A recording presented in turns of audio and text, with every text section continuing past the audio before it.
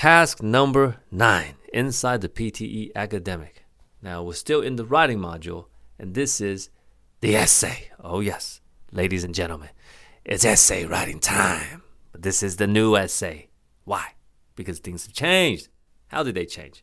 Well, in the past, all of the writing tasks, including the essay, you did not get a lot of points. So imagine writing an entire essay and you only get 10% of the writing points, no matter how good you wrote.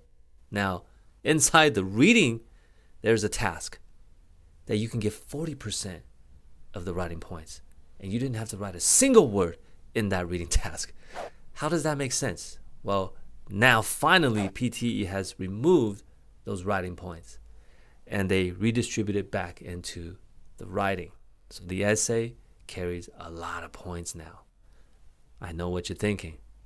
This is similar to IELTS then, right? Because in the IELTS, writing points only come from writing. Yes. So is it easier? Well, that's up to you to decide. But I took the IELTS test just to see if the writing was easier, because IELTS is known for difficult writing. I did the IELTS Academic, and I wrote everything by myself. No template, no structure, just based on what I thought I should write as an essay. 6.5. Yes, 6.5. So you decide. Do you think IELTS writing would be easier, or should we just stick with PTE writing?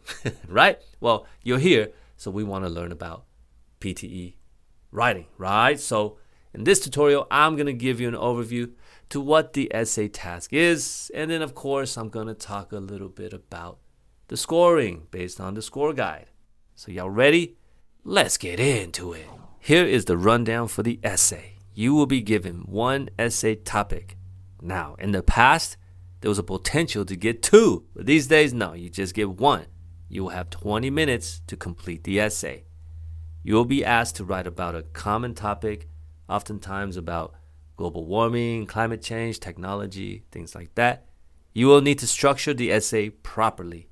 The essay must be between 200 to 300 words. 200 to 300 words in 20 minutes. That is a big ask. That's a lot to write. Now, let's compare a little bit with the IELTS, since I was talking about the IELTS, right?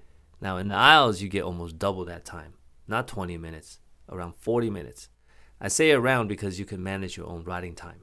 In the PTE, you cannot. It's 20 minutes. All right? Now, if you are trying to write 300 words in the PTE, then yes, 20 minutes to write the same requirement as IELTS, that's a lot. That's a lot to write in 20 minutes. It's hard. So, what do? I don't write 300 words. Never have, never will. Every time I write the essay, I aim for about 201. Now, sometimes I'll go more than that, but at the most, maybe 220. So just so you know, they give you 20 minutes. I never aim for 300 words. Hopefully that gives you peace of mind. Okay, of course, I'll talk more about that when we get to techniques and strategies. But for now, let me show you what this task looks like. This is a screenshot from the official PTE mock exam. This is the closest we're going to get to seeing what it looks like on the real exam. As you can see, we're going to have the text box. And above that, that is the topic or the question they want you to talk about. And again, most of the time, it's just current events. You're going to type your essay into the text box, and it's usually about 4 paragraphs.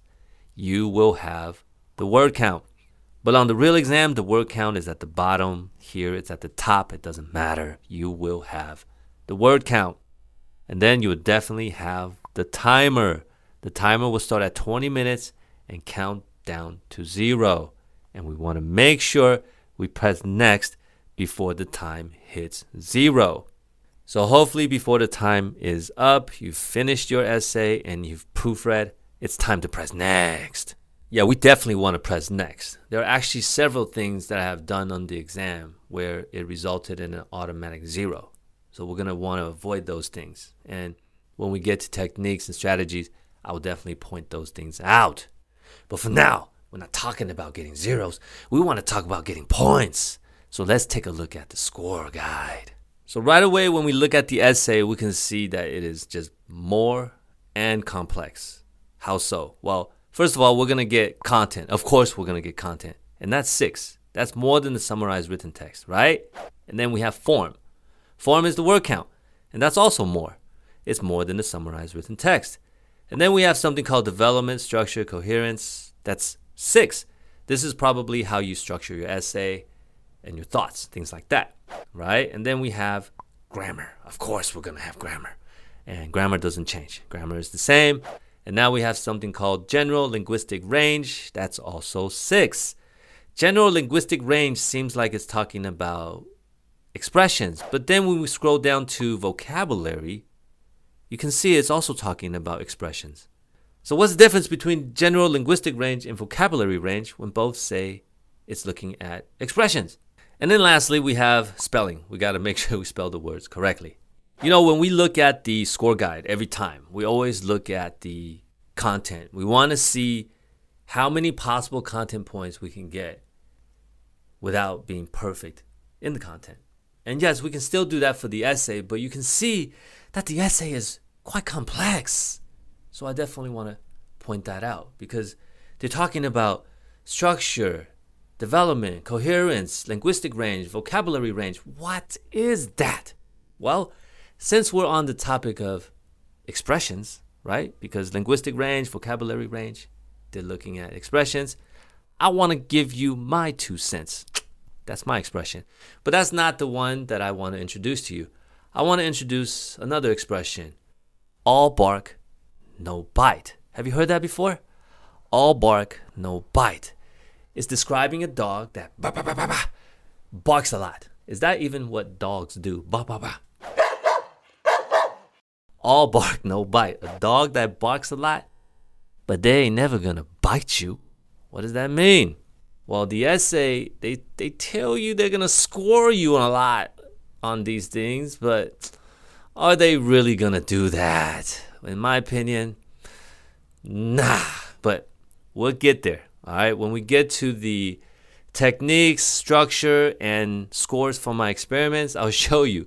It doesn't seem like they're taking all of those things into account, but you can interpret it the way you want to once I show you my results. Okay, and that's coming up later on. Now, we're finished with this, so you understand what the essay is, what the changes are, and what to expect. So you ready to go to the next task? Let's go!